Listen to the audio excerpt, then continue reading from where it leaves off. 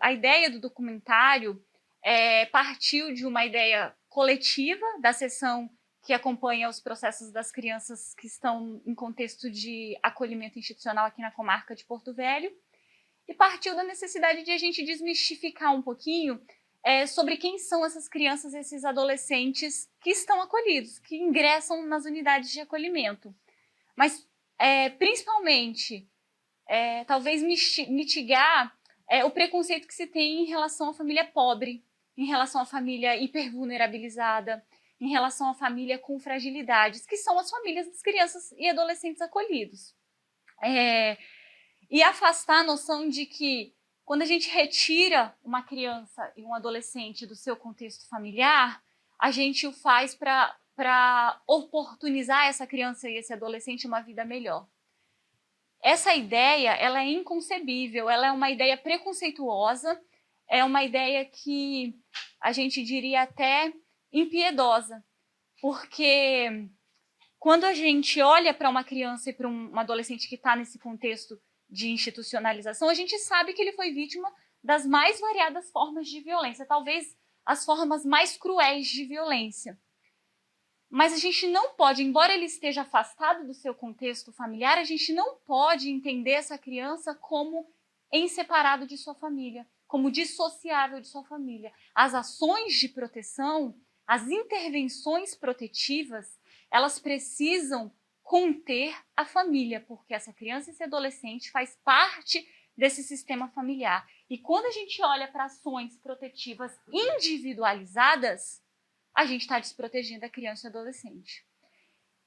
Entender que uma criança e um adolescente que está em contexto de institucionalização porque ele foi desprotegido, porque foi violado, é entender que por trás dessa criança e desse adolescente desprotegido tem uma família desprotegida também.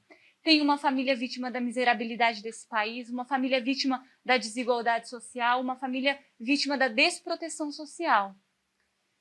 E quando a gente olha para a família com esse contexto, com esse olhar e com essa intenção, não significa sacralizá-la, não significa colocar a família num pedestal e dizer a qualquer preço, a qualquer custo, é aqui que essa criança e esse adolescente vai ficar. Porque a gente compreende, né? Todos nós aqui, operadores do direito, que trabalham com família, sabemos que em alguns espaços as crianças não serão protegidas. Infelizmente não serão. Mas esses espaços são exceção da exceção da exceção. E porque, na maioria das famílias fragilizadas, das famílias vulneráveis, existe potencialidade. E aí eu volto a falar que o compromisso dos profissionais que trabalham com essas famílias fragilizadas, com essas famílias com dificuldades, não é diagnosticar as dificuldades. O operador de direito não é olhar para essa família e pontuar tudo que ela traz do que não é bom, do que não é legal, mas é encontrar as potencialidades. Esse é o nosso principal compromisso ético-político, é encontrar as alternativas, as possibilidades. Um compromisso ético e, sobretudo, humano. Acho que não só um compromisso ético e humano, um compromisso legal, porque a lei impõe que essa criança, prioritariamente, ela tem que voltar para o seu sistema familiar. Ela pertence àquele sistema familiar. É importante a gente assinalar que aquela criança e aquele adolescente que são acolhidos em outra família, que são adotados em outra família, eles podem até ter um benefício social, um benefício material, mas há o quê? Há um prejuízo humanizador, porque ele pertence a um sistema familiar, ele pertence. E aquela ruptura do sistema, ela vai influenciar na ideia, na concepção, na autoestima daquela criança, não só quando ela é criança, quando ela é adolescente, mas isso vai o quê? Trazer expectativa, trazer fragilidades emocionais que pode percorrer toda a vida adulta, até mesmo a relação que ela pode ter com a própria família que ela vai constituir. Então nós temos, além de um aspecto ético, um aspecto moral, nós temos um aspecto legal, que nos impõe investir nessa família, buscar empoderar essa família para que ela tenha de volta essa criança e o adolescente de volta ao seu sistema familiar, de volta ao convívio familiar. Eu costumo dizer para toda a equipe, o nosso foco pode ser que a gente termine, que culmine na adoção dessa criança e desse adolescente, mas o nosso foco é entregar aquela criança e aquele adolescente para a sua família, onde ela pertence. Eu costumo dizer que a adoção é legal. Nós temos um slogan que fala que a adoção é legal, mas entregar para a sua família, para o seu sistema, aquela criança e aquele adolescente é muito mais legal. É cumprir a nossa missão, cumprir aquilo que nós fomos designados para fazer, pela lei. Então, assim, se adotar é legal, entregar para a família, restituir para a família, é muito mais legal. Isso ocorre com maior frequência? Na nossa realidade, sim. Na nossa realidade, cada dia a gente tem percebido que, se vocês olharem os números de crianças e adolescentes que são acolhidos e o número de crianças que são adotadas, você percebe que há um investimento, há um sucesso, desde que a rede funcione muito bem, para essa criança ser restituída, porque não é só um trabalho do judiciário, não é só um trabalho daquela família, porque muitas dessas famílias precisam do apoio de alguém que ajude a levantar, e por isso a rede, o município, o poder público precisa entrar, o quê? Vem cá que a gente ajuda. A gente ajuda vocês a caminharem, vocês saírem desse lugar de miserabilidade, porque miserabilidade não é um motivo, a miserabilidade precisa ser somada a outros fatos de vulnerabilidade para essa criança. Então, assim, se a miserabilidade é o único motivo, cabe o empoderamento dessa família com programas sociais bem definidos para você trazer o quê? Esse equilíbrio entre o que pode, porque pobreza, gente, marca 80% da população brasileira. Então, quer dizer, nós vamos tirar filhos de 80% da população? Não tem como, nós precisamos empoderar essa família, trazer ela para um patamar de dignidade social para poder transformar, para poder trazer essa família. Então, nós temos sucesso em várias medidas. Nós temos a maioria de crianças restituídas a essas famílias. E isso sim marca o trabalho da unidade, embora tenhamos uma visibilidade maior nos programas de adoção. Até porque nós temos crianças e adolescentes que precisam ser adotados.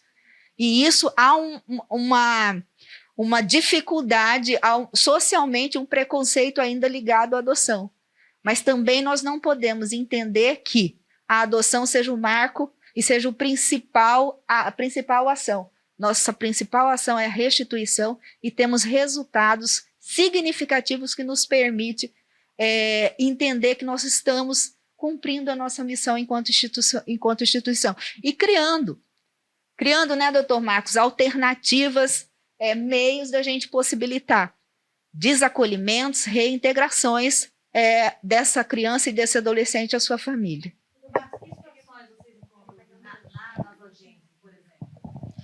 Olha, uma questão que é muito comum para nós, né, a gente precisa entender os motivos que levaram aquela criança ou adolescente até uma unidade de acolhimento.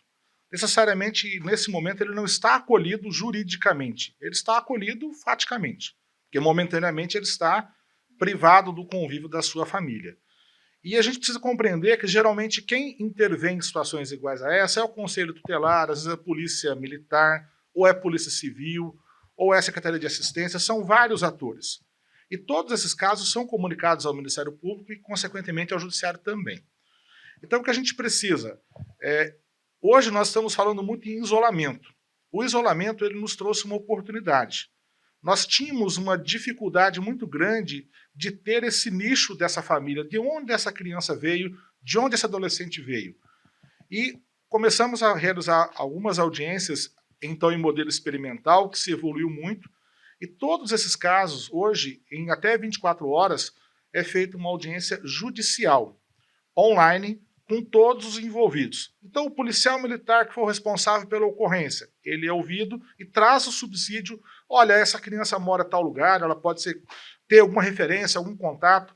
O conselheiro tutelar no mesmo sentido, o pessoal do juizado, o Ministério Público, a Defensoria, e cada um traz a sua contribuição, a unidade de acolhimento, e isso tem permitido com que a gente transponha barreiras. Nós já temos vários casos de pessoas que têm familiares no estado de São Paulo, Rio Grande do Sul. Ontem fizemos uma audiência de um garoto de Roraima, na divisa com a Guiana Inglesa. Então, todos nós se organizamos e cada um vai dando a sua contribuição. Nestes casos, geralmente, com 3, 4, 5 dias, essas crianças ou adolescentes estão voltando para a sua unidade familiar. Coisas que antes da pandemia, nós precisávamos talvez de uma carta precatória, que é um instrumento demorado, apesar de ser encaminhado online, mas demorava, porque dependia de uma ordem judicial, lá na outra comarca, de um profissional para fazer o estudo, para voltar, e era papel. Hoje a gente está tendo online, em tempo real. Com o quê? Com o bom e velho WhatsApp. Com a plataforma Google Meets que o tribunal adotou, que é de custo zero. Então a gente está tendo uma qualidade muito grande e isso, felizmente, tem diminuído significativamente o tempo e os casos que são realmente necessários do acolhimento. Em relação a essa questão de quando a criança e o adolescente ingressam na unidade de acolhimento, os investimentos iniciais são justamente nessa vertente, de se investir no retorno à família biológica e também, possivelmente, no caso de haver alguma referência afetiva protetiva, também se investir. Então, assim, quando se traz muito que o número de acolhidos não fecha a conta entre o número de acolhidos e o número de adoções, é justamente por isso, porque quando uma criança ingressa, o nosso olhar não é para ver se a criança irá para a adoção, e sim para se trabalhar essas possibilidades de retorno à família. Inclusive, nos casos em que prossegue para a adoção, a família também continua sendo muito importante, essas intervenções com a família, até para se abordar também a questão da história da família, o direito à história da família, que é um dos focos de trabalho também da vara de proteção. Nos casos em que se prossegue para a adoção, levar em consideração a história familiar, até para também ter maiores possibilidades de sucesso numa possível colocação em família substituta. Na verdade, veja bem, a Defensoria como instituição tem uma preocupação muito grande com a desigualdade social, porque a grande clientela da Defensoria é justamente a base da pirâmide, a pessoa mais fragilizada economicamente. E, nesse sentido, você tem que trabalhar na busca de trazer essa criança que está acolhida para o seio familiar natural, o que é uma dificuldade muito grande, porque tanto a sociedade quanto o governo, os estados, os municípios, de modo geral, eles não dão a contribuição necessária para poder modificar aquela situação que gerou o acolhimento daquela criança e do adolescente. Então, às vezes, a gente fica preocupado, e isso é uma preocupação muito grande da minha parte, principalmente, quando se tem uma ação de destituição de poder familiar, porque a gente vê que ali a família ainda tem um amor muito grande, mas precisa de todo um apoio e de uma estrutura para poder reverter aquela situação de miserabilidade ou de fragilidade econômica ou socioeconômica, de qualquer forma, para poder ter de volta aquele ente familiar, mas, às vezes, não encontra o apoio, principalmente por força das obrigações constitucionais e infraconstitucionais previstas na lei, que é a obrigação do Estado dar esses meios, podendo, como eu citei como exemplo anteriormente, ter uma casa com pouca higiene, pouca estrutura, falta de alimentação. Isso tudo tem um programa que pode ser desenvolvido pelos governos estaduais, municipais, para poder empoderar essa família e, assim, ela poder modificar aquela situação que trouxe uma carência para poder acolher uma criança que está em situação de vulnerabilidade. Então, isso nos preocupa. E a gente busca, porque a lei determina que, primordialmente, a criação deste adolescente e da criança tem que ser no seio da família natural. E, obviamente, quando não há, quando você buscou todas as alternativas e não tem solução, aí sim é que tem que ser encaminhado para uma família substituta. Mas isso aí é a regra, é a exceção à regra.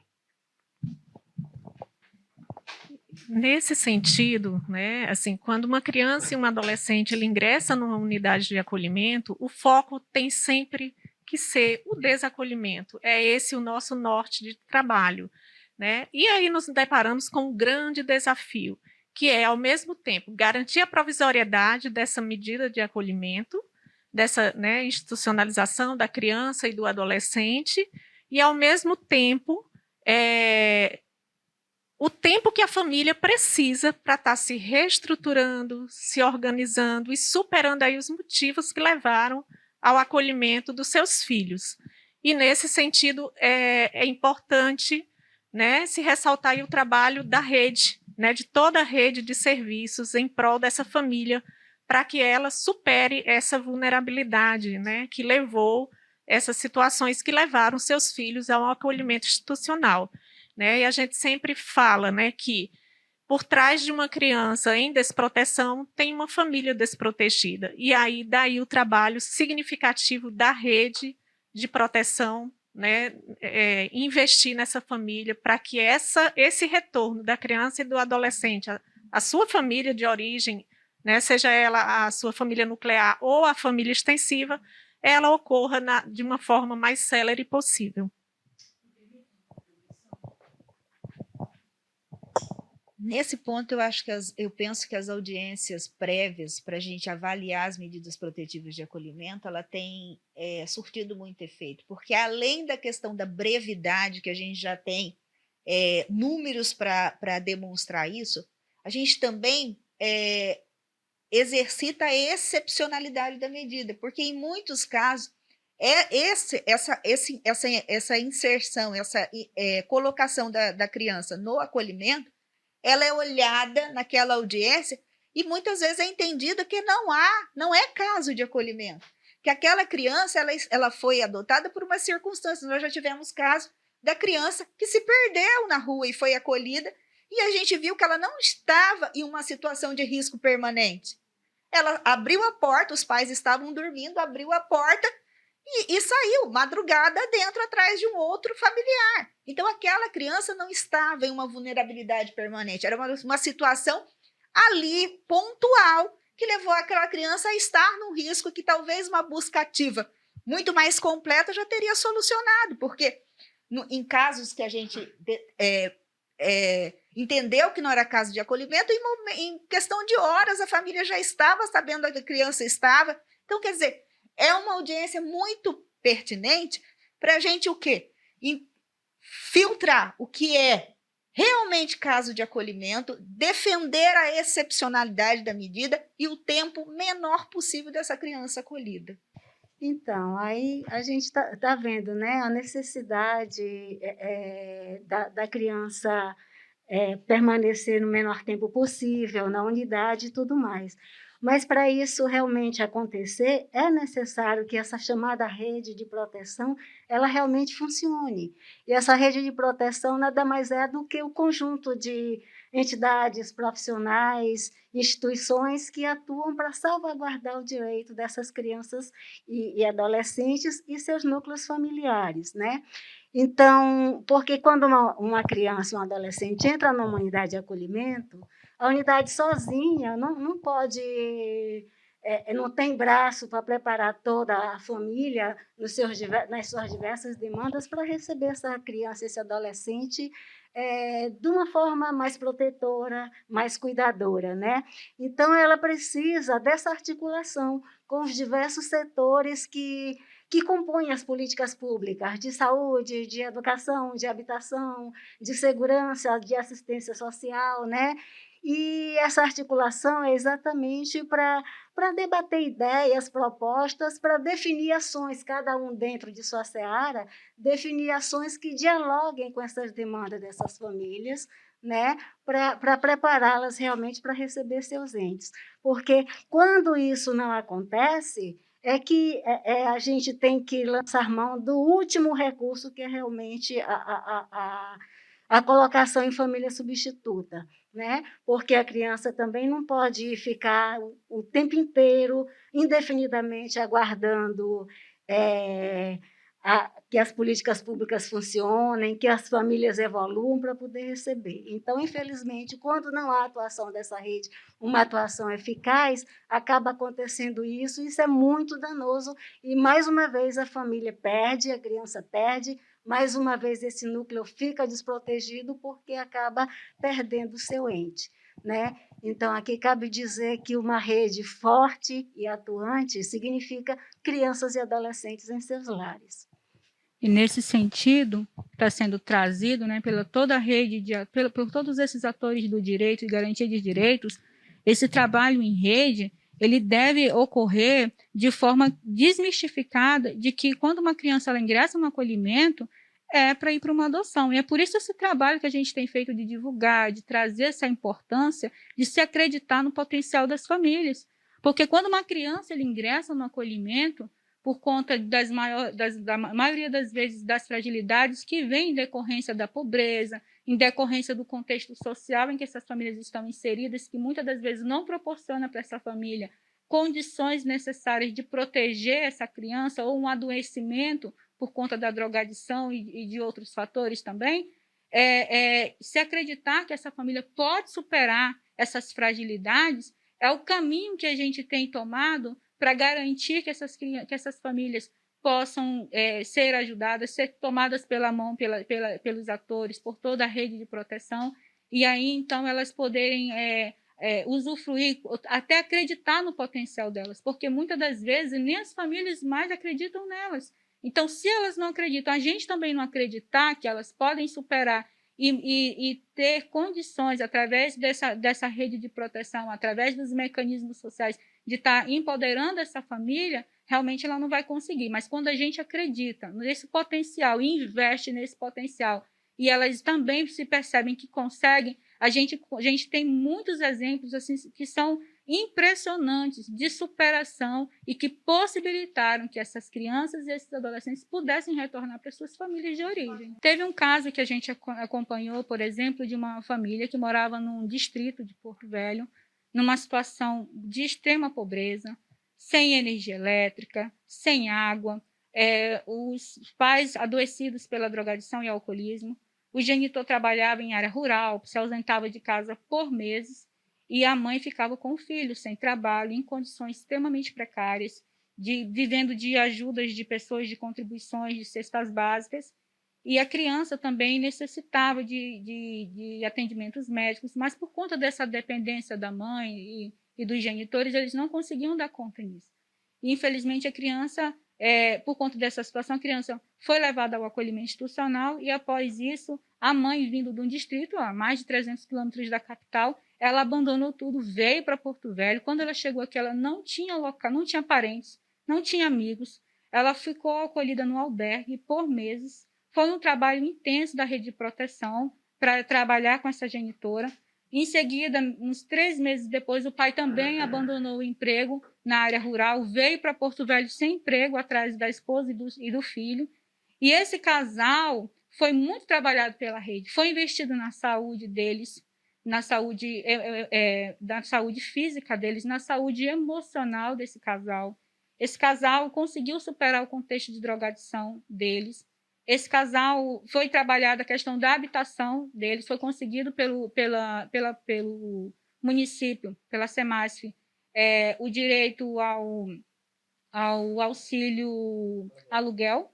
E então essa família conseguiu alugar um local. Foi feito todo um movimento pela rede para conseguir imobiliar essa casa. Esse casal começou a fazer alguns trabalhos, né, em sistema que é muito conhecido como bicos, né, sem ser inserido no mercado formal, foi no mercado informal, mas eles conseguiram trabalhar, começaram a se manter, e depois de um período que essa família conseguiu se mostrar mais empoderada, esse filho voltou para a família. E hoje, né, até as notícias que eu tive recente, durante o nosso trabalho, a gente buscou algumas informações. Eu não consegui localizar recentemente essa família, mas as informações que eu tive através do CREAS e do CRAS é que eles permanecem sem retorno para a dependência química e estão continuando cuidando desse filho. Então, um exemplo maravilhoso de superação. Nós precisamos também ponderar que algumas crianças e adolescentes permanecerão acolhidos. E, obviamente, nós precisamos que eles tenham as suas necessidades atendidas. E nós estamos falando bastante em rede, né? O município de Porto Velho tem extensão territorial superior a alguns países da Europa. Desigualdades as mais incríveis. Então, a gente precisa encontrar estratégia para voltar essa criança para o seu distrito, para a sua localidade ou para o seu bairro. Mas essa estratégia não, é difícil ser construída apenas pela vara de proteção, pelo Ministério Público ou Defensoria. Nós precisamos de alguém lá na ponta, alguém que possa dar essa contribuição. E aí, nesse sentido, existem 2 programas, existem outros, mas que se adequam muito bem. Um é o programa do Família Acolhedora. Então, a ideia é que famílias, unidade familiar, não há necessidade de ser no masculino e feminino, mas unidade familiar, sejam previamente cadastradas e, a depender da situação, ao invés da criança ou adolescente permanecer numa unidade de acolhimento, ele permanece nessa unidade familiar por um tempo respectivo. Essa unidade familiar não tem a pretensão de adotar essa criança ou adolescente. Ao invés da criança permanecer na unidade de acolhimento, ela permanece nessa casa, nesse ambiente. E tem uma outra alternativa também, que é um programa chamado Apadrinhando uma História, que é um programa que permite o auxílio de padrinhos ou madrinhas. E ele tem 3 modalidades. Ele tem o padrinho provedor, ou a madrinha provedora, e aí ele vai estipular um valor X, vai acreditar aquele valor em favor daquela criança ou daquele adolescente, o valor que ele entender necessário. Esse valor é gerido pela instituição, esse padrinho e madrinha também tem acompanhamento, nós também temos acompanhamento. Nós temos também a figura do padrinho ou madrinha prestadora de serviço, e é muito importante que geralmente essas crianças e adolescentes eles têm demandas, principalmente na área educacional, eles às vezes têm atraso educacional, eles têm algumas demandas de ordem de saúde, e são demandas que a gente nem sempre consegue tê-las na qualidade e quantidade necessária junto à rede pública de saúde. Então, se você é um psicólogo, uma psicóloga, um médico, um advogado, profissional de qualquer área do direito, e queira oferecer o seu serviço, pedagogo, né, é muito válido você poder contribuir com o seu serviço para o empoderamento, para o crescimento daquela criança. E depois nós temos uma outra modalidade, que é o padrinho ou a madrinha socioafetiva, que é aquele que vai desenvolver um pouco mais de vínculo, um pouco mais de laço, e vai ter um convívio mais próximo com essa criança ou adolescente. Poderá, se for o caso, tê-la consigo num feriado, uma data específica, um final de semana, visitá-la na unidade. Então, esses programas, eles funcionam com o apoio da comunidade. Então, é interessante que você procure ou a Vara de Proteção, ou o Ministério Público, a Defensoria Pública, ou a Secretaria de Assistência Social, e se cadastre nesse programa. E aí, com certeza, você vai eu acredito que você vai crescer muito mais do que quando você chegou ao seu cadastro. E depois, se você achar que é viável ou não, conheça o programa, se habilite, passe pela orientação respectiva, contribua. Se você achar que é viável, você dá o passo seguinte, que é apadrinhar ou amadrinhar alguém.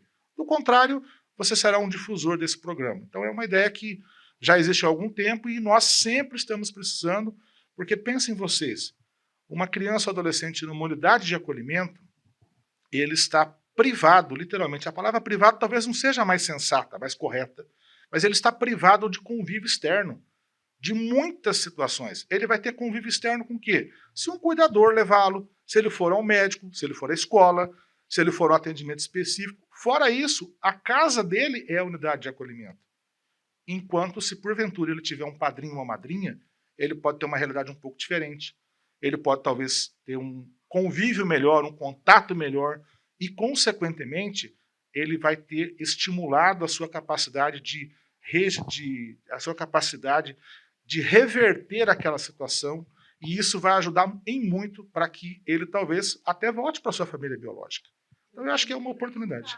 A gente tem tido muitos casos, inclusive padrinhos ou madrinhas, hoje com redes sociais, né? Se você tem acesso a elas, e se você tem boa vontade, você consegue muitas informações. Então a gente até incentiva esses padrinhos a procurar com modos, de uma forma a não ferir aquilo que está sendo trabalhado, mas muitos deles nos ajudam bastante. Tá? Então é muito importante, se você tem essa vontade, esse interesse, é um tempinho de voluntariado que não lhe vai custar nada. Pelo contrário, você acha que vai aprender muito mais, vai ganhar muito mais com essa experiência. Mas isso faz parte. Esse trabalho de família extensiva, quando a gente diz preparar a família para receber, a família, quando se fala, não é só a família nuclear. Né? Essa busca ativa é feita também para os demais familiares. Então, essa família extensiva, em inúmeras situações de tias em outros estados que já foram possibilitadas esse retorno dessas crianças e adolescentes para outros parentes. E sim, é um trabalho, esse mesmo trabalho de apoio e de empoderamento e de fortalecimento da família, não é só, quando nós falamos nisso, não é só da família nuclear, é incluindo também a família extensiva. Bom, eu gostaria de deixar registrado, né? Eu estou aqui nesse trabalho da Vara de Proteção há 30 anos, e eu gostaria de deixar registrada a minha alegria e satisfação por este momento, né? Acho que é um momento, é um marco realmente de trabalho em rede, isso que nós estamos vivendo agora, né? É a rede do juiz, do magistrado, a rede da promotoria, da defensoria pública e do núcleo psicossocial, né? Então, assim, é um trabalho de integração. Esse é um trabalho de rede, realmente.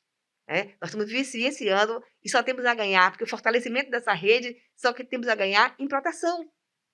Né? Então, assim, por trás de uma criança acolhida, tem uma família desprotegida e tem também uma rede de proteção fragilizada.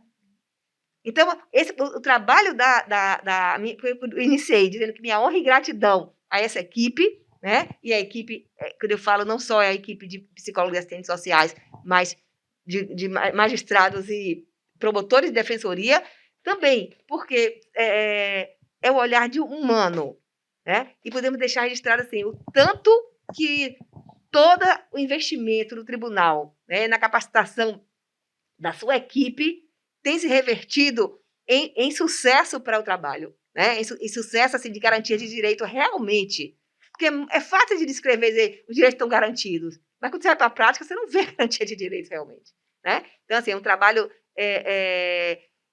costumamos dizer, a gente só pode cuidar do outro quando a gente se sente cuidado. E nós temos consciência disso, que nós não, em determinados momentos da nossa vida, nesse caminhar aos 30 anos, foram esgotado todas as possibilidades, elas não eram esgotadas todas as possibilidades, por várias razões, por vários motivos. Né?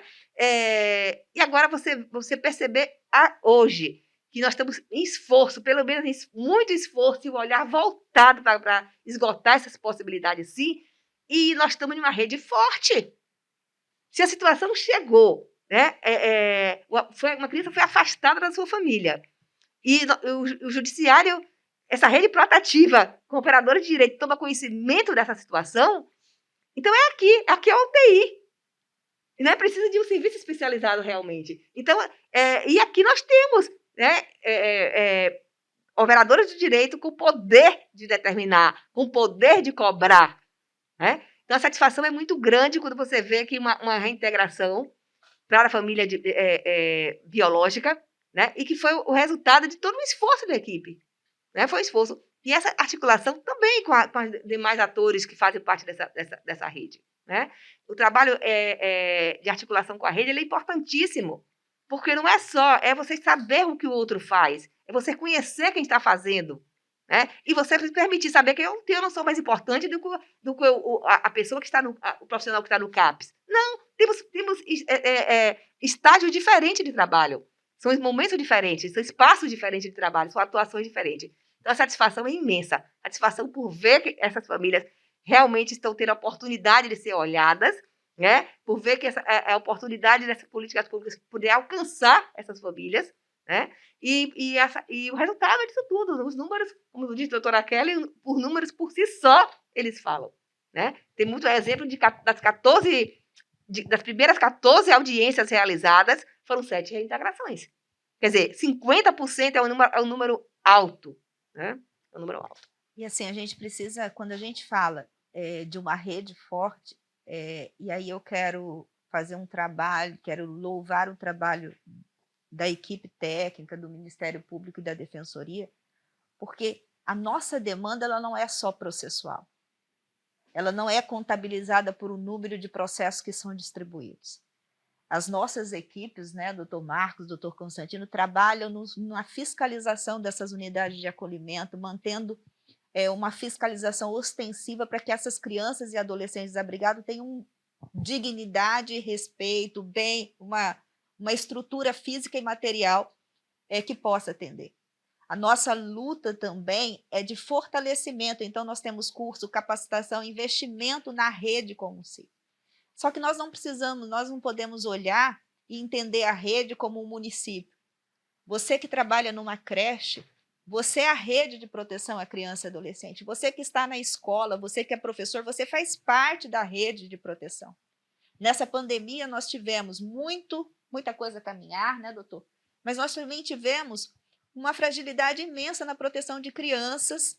Eu digo crianças porque os acolhimentos de adolescente permaneceram no mesmo número, mas nós tivemos uma redução drástica de bebês, de crianças que não têm voz. Por quê? Porque a voz dessas crianças era a creche, era o postinho de saúde, era a escola. Então, não há um trabalho individualizado na proteção da criança e do adolescente, é um trabalho conjunto. Se o judiciário trabalha bem, ele precisa que as outras instituições também trabalhem bem na questão da proteção à criança, denunciando as agressões, denunciando as vulnerabilidades, olhando para aquela criança como alguém que precisa não só da proteção do pai, do judiciário, do Ministério Público, da mãe, não, ela precisa da minha proteção. Ela precisa do meu serviço como professora, como orientadora, como babá. Ela precisa que eu fale por ela. Então, o fortalecimento da rede não é só aquele grupo de instituição que está diretamente ligada ao sistema social, à assistência social, mas é você, que é o professor daquela criança, que muitas vezes é o professor que já foi professor do irmão, que já atendeu o outro. É você, médico do postinho de saúde, que vê uma lesão incompatível com a descrição daquele pai, daquela mãe. Então, a rede de proteção é você, que é o vizinho, você que entende que aquela criança e aquele adolescente é um ser humano que precisa ser protegido. Então, a proteção à criança e adolescente caminha com muita empatia, com muita responsabilidade social que eu tenho na vida da sociedade, que começa através dessa criança e do adolescente. No dia que eu tenho empatia, que eu olho para a criança, que eu olho para o adolescente como se ele fosse meu, podia ser o meu filho, podia ser a minha filha. Quando eu olho para isso com a empatia, eu sinto, eu coloco-me num sentimento de proteção. E muitas dessas crianças, na pandemia, perderam a voz, porque não foram mais para a escola, porque não foram mais para a creche, porque não tiveram mais o postinho de saúde, o agente de saúde indo à sua casa. Então, nós precisamos entender a rede muito mais ampla do que muitas vezes a gente fala. E aí eu louvo a vara de proteção, os servidores da vara de proteção, do Ministério Público e da Defensoria Pública, que têm trabalhado essa rede, aumentando o olhar protetivo não só nas instituições, mas também nas instituições diretamente ligadas à rede, mas também a todo um aparato que circundeia essa criança e o adolescente. Ok. Obrigada. Achamos. Já. Muito bom. Ai, Ok.